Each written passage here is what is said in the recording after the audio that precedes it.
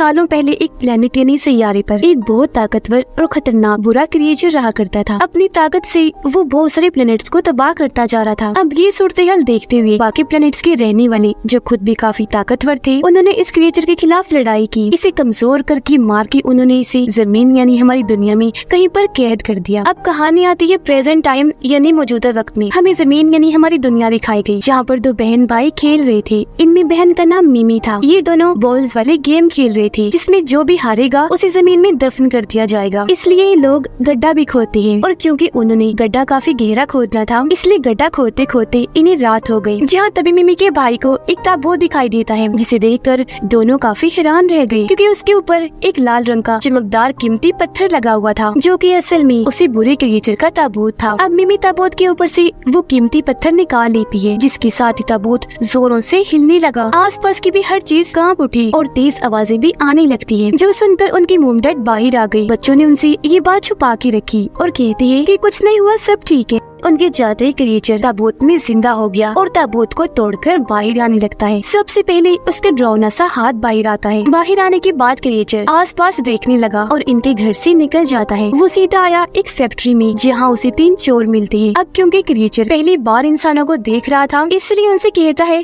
कि तुम्हारी जिल्द कितनी पतली है, मेरे जैसी मजबूत बिल्कुल नहीं है, इसीलिए मुझे पसंद नहीं आई। ये कहने के बाद क्रिएचर उनमें से 2 चोरों पर हमला कर देता है। वो उन्हें हाथ के इशारे से अपनी ताकत से हवा में लटका देता है। उन दोनों के जिस्म में उसकी ताकत की रोशनी दौड़ने लगी। फिर पास जाकर दोनों का गला पकड़ लेता है, पूरी तरह गला दबाकर उनकी जान ले लेता है। उन दोनों को मारने के बाद उसने तीसरी पर भी हमला करके उसे नीचे गिरा दिया। वो भी काफी जख्मी हो गया। चोर क्रिएचर से कहता है कि प्लीज मुझे छोड़ दो, अभी मैं मरना नहीं चाहता। ये सुनकर क्रिएचर रुक गया। कहता है तो फिर ठीक है, अब से तुम जिंदा रहोगे तब तक जब तक मैं तुम्हारी जान ना निकाल लूं, लेकिन तुम्हें बहुत तकलीफ में जीना पड़ेगा। जो कहने के बाद वो यहाँ से चला जाता है। अगली सुबह उनकी मॉम डैड को भी उस गड्ढे के बारे में पता चल चुका था, लेकिन वो मिट्टी डालकर गड्ढे को बंद तो कर देते हैं, पर यह मिमी और उसका भाई काफी परेशान थे, क्योंकि वो देखते हैं कि ताबूत गार्डन से गायब हो चुका है। अब रात के वक्त ये दोनों दोबारा से गार्डन में आए, जहाँ इन्हें क्रिएचर के पैरों के निशान दिखते हैं, जिनका पीछे करते करते ये उसी फैक्ट्री में आ जाते हैं, जहाँ इन्हें वही तीसरा चोर दिखता है, जिसे क्रिएचर ने मारा नहीं था। वो वहाँ जमा हुआ था, लेकिन उसके जिस्म में जान थी, इस वजह से वो बहुत तकलीफ में था। उसकी ऐसी हालत देखकर दोनों बच्चे काफी डर जाते हैं। तब उनके डर को महसूस करते हुए सूंघते हुए क्रिएचर यहाँ आ जाता है। अब इन छोटे बच्चों को देखकर क्रिएचर को लगता है कि शायद ये इंसानों की छोटी नस्ल है, और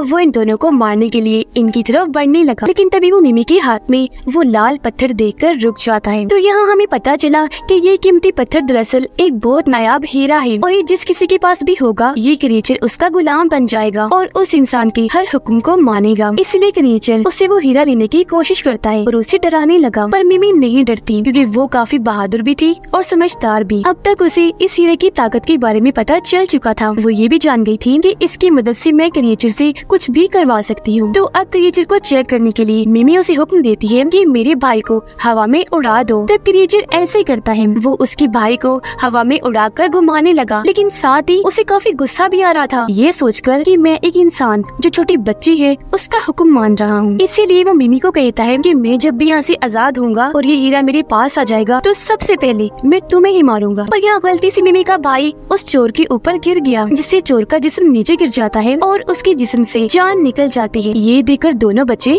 हंसने लगते हैं, क्योंकि क्रिएचर तो उसे ऐसी तकलीफ में जिंदा रखना चाहता था, पर यहाँ अब उसका इरादा नाकाम हो गया था, जिस वजह से क्रिएचर को काफी गुस्सा आ गया। पर इससे मिमी को कोई फर्क नहीं पड़ता, उल्टा वो तो और क्रिएचर को चिढ़ाने लगी। फिर पूछती है अच्छा ये बताओ तुम्हारा नाम क्या है। वो अपना नाम भी बता देता है। इस पर मिमी कहती है नहीं नहीं, ये नाम मुझे पसंद नहीं आया, क्योंकि थोड़ा लंबा है। आज से तुम्हारा नाम है साइको गवर्नमेंट, और थोड़ा ये भी लंबा ही लग रहा है, इसलिए नाम को छोटा करके मैं तुम्हें पीजी बुलाऊंगी।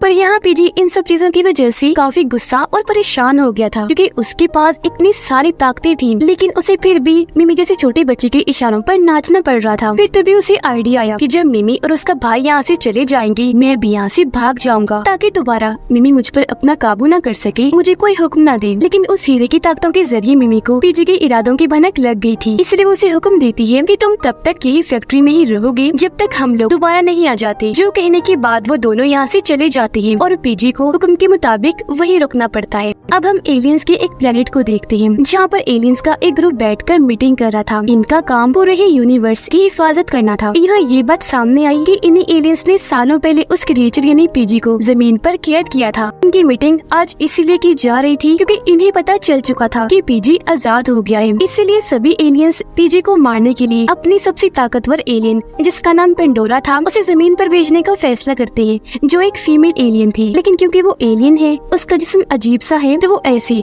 जमीन पर नहीं जा सकती थी। इसीलिए वो अपनी ताकतों का इस्तेमाल करते हुए जमीन से एक लड़की को यहाँ बुलाती है। लड़की को एक छोटे से बॉक्स में कैद करने के बाद पेंडोरा बॉक्स को कुचल देती है। इन्हीं बॉक्स को मसल कर उसने पानी पानी कर दिया था। ऐसा करने के बाद वो उस इंसान के डीएनए को अपने मुंह पर लगा देती है, जिससे वो अब उस लड़की के रूप में आ जाती है। जिसके बाद जमीन पर वो जाने के लिए निकल गई। अब जमीन पर मिमी और उसका भाई अपने एक दोस्त को पीजी से मिलवाने के लिए अपने साथ लेकर आते हैं। ये लोग पीजी के लिए किताबें और टीवी भी लेकर आते हैं ताकि उसका टाइम अच्छा गुजर जाए और वो बोर ना हो। फिर मिमी उसके पास जाकर पूछती है कि आखिर तुम कौन हो और तुम्हारी सच्चाई क्या है। अब हीरे की वजह से ये भी उसके लिए हुक्म ही था, इसीलिए उसे बताना पड़ता है। वो कहता है कि उन एलियंस ने जिन्होंने मुझे यहाँ कैद किया था एक प्लेनेट पर मुझे गुलाम बना के रखा हुआ था। फिर एक दिन मुझे अपने प्लेनेट से यही लाल कीमती हीरा मिला जो हमारे प्लेनेट के सबसे बुरे ताकतवर एलियन ने बनाया था। ये हीरा हासिल करते ही मेरे अंदर बहुत सारी ताकतें आ गयी, जिनका इस्तेमाल करके बाद में मैंने अपनी एक ताकतवर खतरनाक आर्मी बनाई, जिसके बाद से ही मैंने बहुत सारे प्लेनेट्स पर हमला करके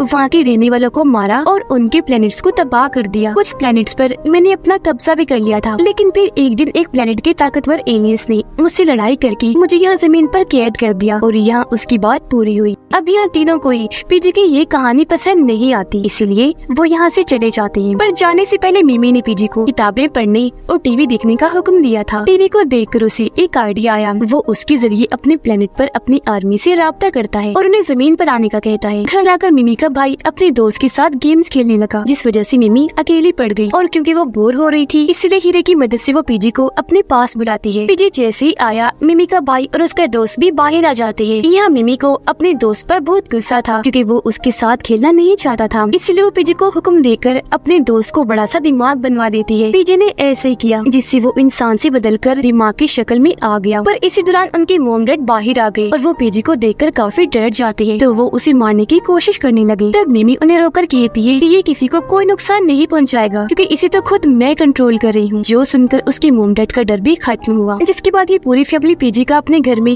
काफी अच्छा वेलकम करती है, जैसे कि उसके लिए सजावट की जाती है, म्यूजिक बजाया जाता है और ऐसे ही कई दिन गुजर गए। पीजी अब मिमी के साथ उनके घर पर एक फैमिली की तरह रहने लगा था। जहाँ भी मिमी और उसका भाई जाया करते थे, ये भी उनके साथ ही चला जाता था। पीजी मिमी और उसके भाई के लिए एक अच्छा दोस्त बन गया था। गरीब बात पीजी की, वो तो ये सब कुछ मजबूरी की वजह से कर रहा था। अंदर से वो खुश नहीं था, बल्कि अपनी आर्मी के आने का इंतजार कर रहा था। इसलिए एक रात वो मिमी के भाई के सपने में जाता है और उसे कहने लगा कि तुम मिमी से वो हीरा चुरा लो ताकि तुम और मैं दोनों ही उसके हुक्मों से आजाद हो सके, जो वो हर वक्त हम पर चिल्लाती रहती है। इस पर उसका भाई कहता है कि ये आइडिया है तो अच्छा, लेकिन वो मेरी बहन है और उसे मैं धोखा नहीं दे सकता।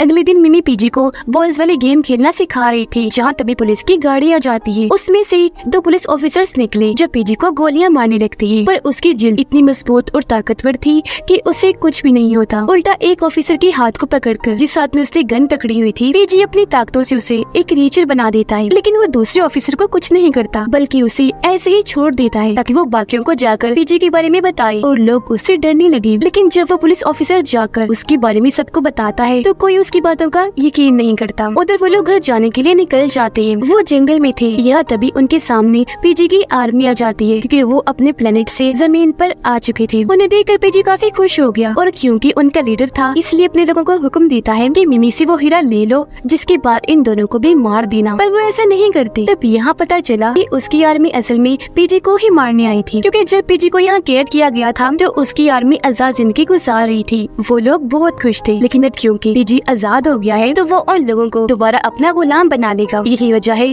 कि वो पीजी को मारना चाहते थे, इसीलिए वो अपनी आर्मी से लड़ने के लिए आगे बढ़ा। लेकिन मिमी उसे हुक्म देकर ऐसा करने से मना कर देती है, क्योंकि वो पीजी को इस बात की सजा देना चाह रही थी कि इसने मुझे और मेरे भाई को मारने के लिए अपनी आर्मी को बुलाया। ये देखकर पीजी मिमी को कहता है कि तुम मुझ पर इस तरह का हुक्म नहीं लगा सकती, अपना ये हुक्म वापस लो, क्योंकि मैंने अपनी आर्मी से जंग करनी है। मिमी कहती है मैं अपना ये हुक्म वापस ले लूंगी, लेकिन अगर तुम मुझसे माफी मांगते हो तो। लेकिन लेकिन पीजी उससे माफी नहीं मांगता। उसकी आर्मी पीजी को मार रही थी, जिससे वो काफी जख्मी हो गया था। अब थोड़ी देर बाद उसकी हालत खराब होना शुरू हो गई। इस वजह से मजबूरन उसे मिमी से माफी मांगनी पड़ती है और ऐसा होते मिमी अपना हुक्म वापस ले लेती है। यानी अब वो अपनी आर्मी से मुकाबला कर सकता था। वो अपनी आर्मी से बुरी तरह लड़ने लगा, एक एक करके उन्हें मार देता है। एक के पेट में अपना हाथ घुसाकर आर पार कर देता है, तो एक को वो रॉड से मारता है। एक रीचर का सर ही फोड़कर उसे मार गिराता है और आखिर में उस पुलिस ऑफिसर को भी मार देता है, जिससे उसने एक रीचर में बदल दिया था। उन सबको तो पीजी ने मार गिराया, पर ऐसे उसकी खुद की हालत भी बहुत खराब हो गई और अब अगर उसे हीरा ना मिला तो वो मर भी सकता था। लेकिन मिमी उसे नहीं देती, क्योंकि वो जानती थी कि हीरा मिलते ही ये हम सबको भी मार डालेगा। थोड़ी ही देर में उसके डैडी यहाँ आई। पहले उन्होंने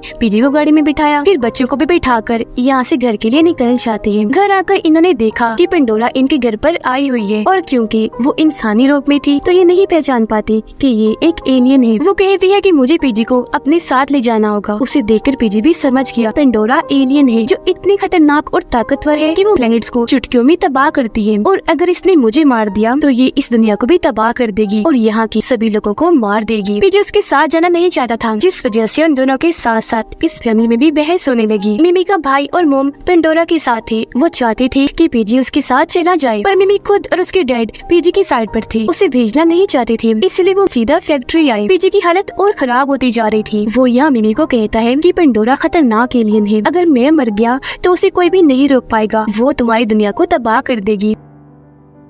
ये सुनकर मिमी जज्बाती हो गई और अब वो हीरा देने के लिए मान जाती है, लेकिन उसने पीजी से ये वादा लिया था कि बदले में तुम मुझे या मेरी फैमिली को कोई नुकसान नहीं पहुंचाओगे, जिस पर वो राजी हो गया। लेकिन जब मिमी उसे हीरा देने के लिए अपना बैग खोलती है तो वहाँ से वो हीरा गायब था। उधर पेंडोरा मिमी की मॉम को पानी में कुछ मिलाकर देती है। उन्होंने जैसे पानी पिया वो भी उसकी तरह एलियन बन जाती है, जिसके बाद पेंडोरा उन्हें और मिमी के भाई को भी फैक्ट्री लेकर आ गई। तब यहाँ पता चला कि असल में वो हीरा मिमी के भाई के पास है, जिसके बाद पेंडोरा अपनी ताकतों से पीजी पर हमला करने लगी। यहाँ उसके पास हीरा न होने की वजह से वो कुछ नहीं कर सकता था, इसलिए पेंडोरा के सामने कमजोर था। उसकी हालत मरने वाली हो गई, पर उसके मरने से पहले पेंडोरा उससे पूछती है कि अपनी आखिरी ख्वाहिश बताओ। तब यहाँ पीजी बताता है कि मेरी आखिरी ख्वाहिश ये है कि मैं तुम्हारे साथ बॉल्स वाले गेम खेलना चाहता हूँ। तो अब यहाँ वो सारे इस गेम को खेलने लगते हैं, जिसमें मिमी जीत गई थी और वो पेंडोरा को उसके प्लेनेट वापस जाने का हुक्म देती है, पर वो उसकी बात ना मानकर उल्टा मिमी को ही मारने लगती है। तब यहाँ उसकी मॉम मिमी को बचाती है। अब बेशक वो एलियन बन गई थी,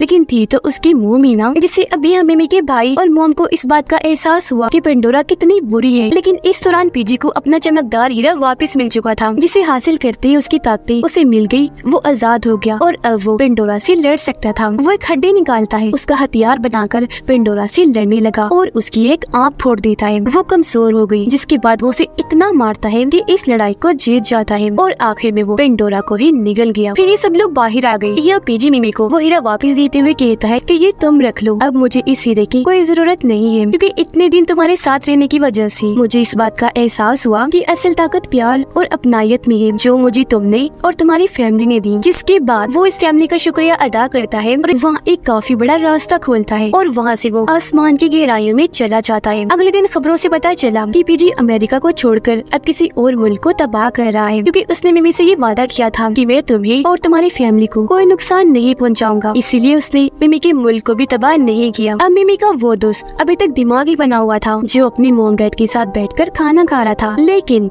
उसे ये जिंदगी अच्छी लग रही थी। ये जिस्म पाकर वो बहुत खुश था और ये फिल्म इधर ही खत्म हो जाती है।